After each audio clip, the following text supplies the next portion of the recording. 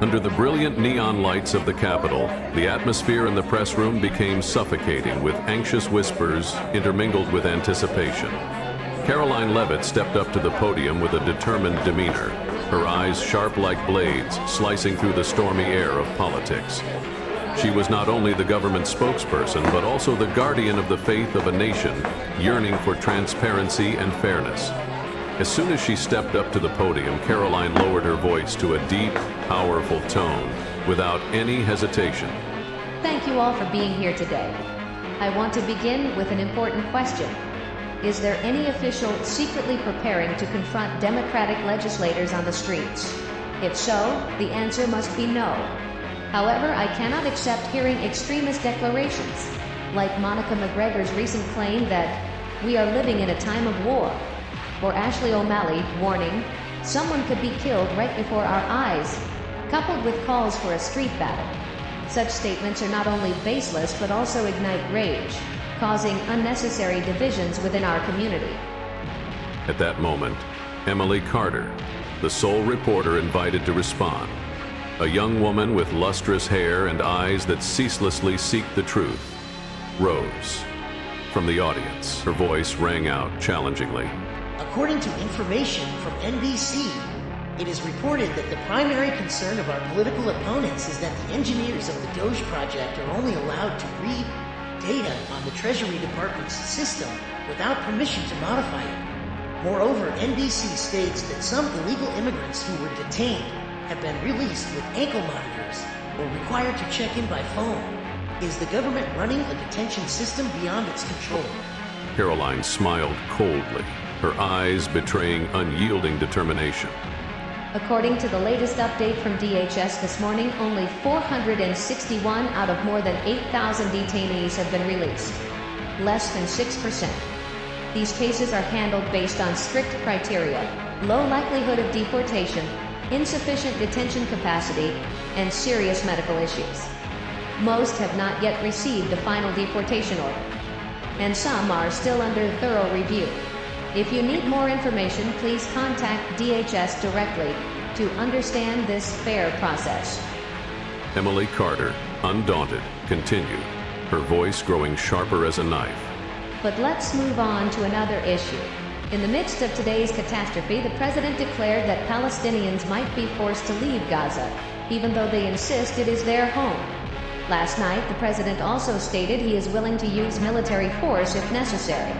So, is America truly ready to use force to displace Palestinians from the Gaza Strip?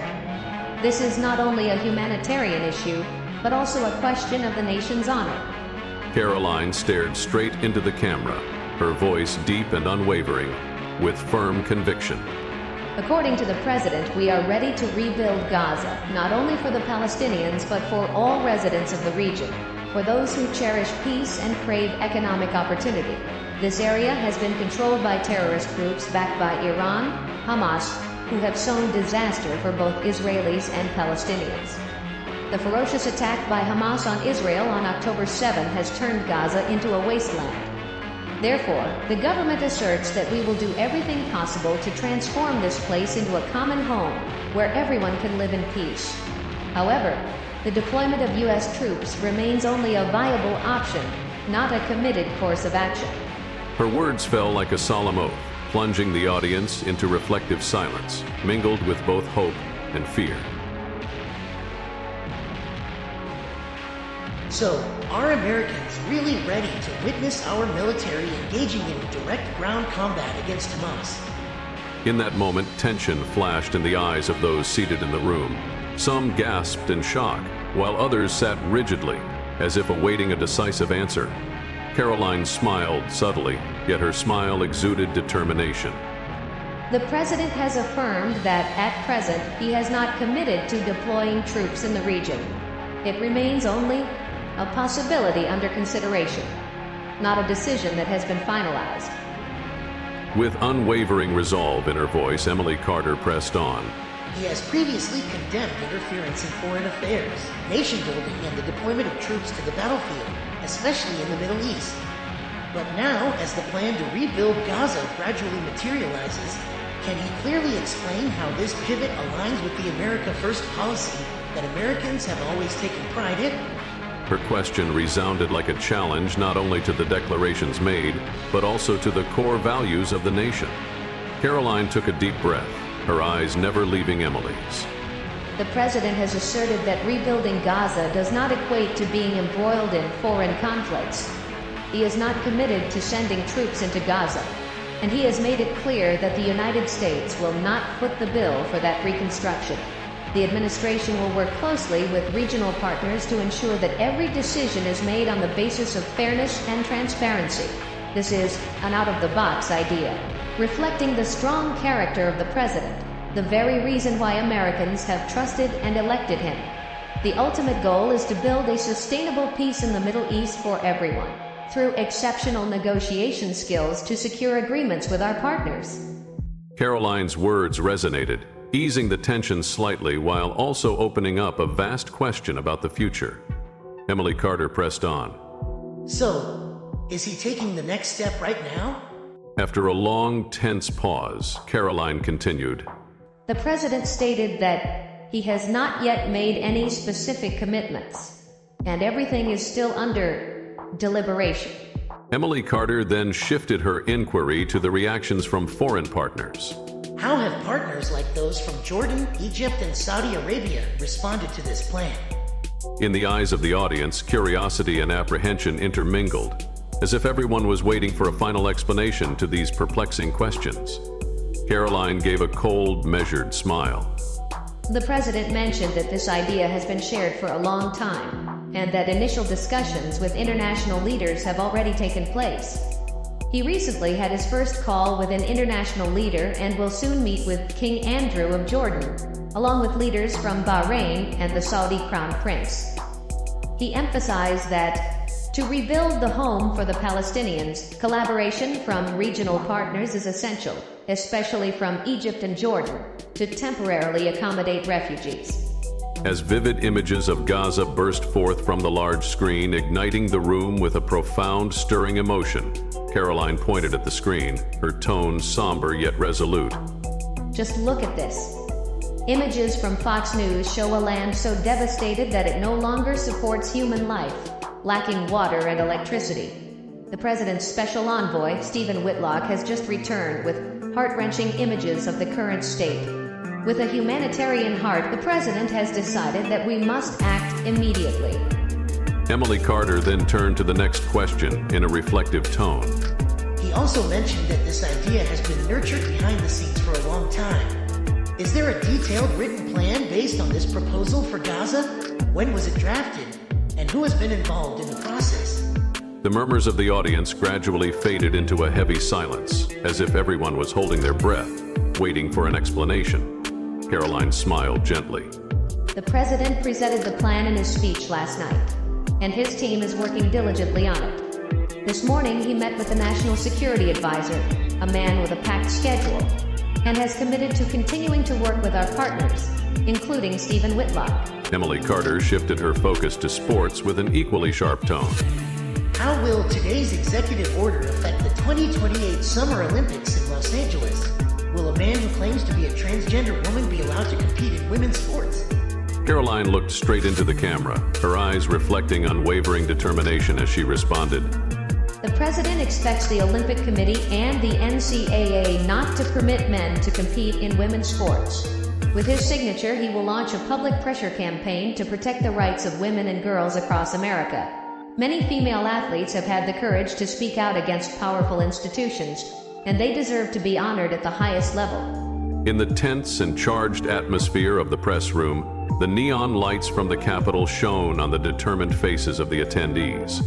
When the question on taxes was raised, the room suddenly grew so tense that all eyes were fixed on Karoline Leavitt. Emily Carter, her voice as sharp as a knife slicing through the air, posed the final question that made the room seem to pause. Regarding taxes, the president once said, "We will generate a huge amount of revenue from tariffs, which will then allow us to lower taxes for the American people." Is this the official White House view, that tariffs will help reduce the tax burden on the citizens, especially in the context of rising and increasingly competitive large corporations on the global stage. Karoline narrowed her eyes and tilted her head, as if weighing every single number before beginning to answer, in a voice filled with persuasive power and dramatic intensity, causing the atmosphere in the room to erupt like a fierce showdown between idealism and economic reality.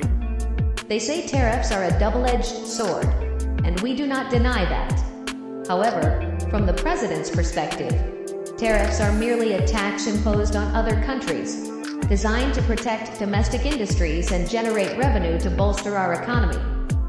In a context where large corporations are striving to optimize profits, the imposition of tariffs will not only increase government revenue, but also force businesses to rethink their global competitive strategies. This means that if international companies do not adhere to fair regulations, they will have to pay a steep price, while simultaneously helping to reduce the tax burden for Americans here at home. Karoline paused for a moment, her eyes blazing with ironclad conviction, as if daring anyone to question her. We believe that tariffs are not just a tool for increasing revenue, but the key to ensuring a robust economy, encouraging fair competition, and protecting the interests of American workers. The president has decided to establish the External Revenue Service, an idea he considers absolutely outstanding, as a strategy to closely monitor cash flows, ensuring that every single dollar of tax, whether from corporations or consumers, is used optimally, transparently, and to serve the sustainable development of our entire economy. The sound of her words rang out powerfully, like a bell heralding a significant turning point, causing the room's atmosphere to suddenly buzz with excitement, mixed with apprehension about the massive impact this policy might have on the modern business world. Every eye was fixed on Karoline, as if she were not only the spokesperson, but also the voice of trust and hope for the nation's economic future. It can be concluded that these initiatives not only embody a bold vision to create transparency and efficiency in government management, but also open a new direction in balancing border security with citizens' rights. However, like all major policies, they are not without controversy and concern from opposition factions, requiring close monitoring and continuous evaluation during implementation. It can also be seen as a risky yet potentially transformative shift, promising a distinctive future for America. What do you think? If this story has touched your heart, don't forget to share your thoughts about the story and let us know which city you're watching from. We'd love for you to share its message by liking and sharing it with your friends, helping us reach our first milestone of 1,000 subscribers, which means the world to us and allows us to create more meaningful stories for you. Thank you for your support, and we'll see you in our next story.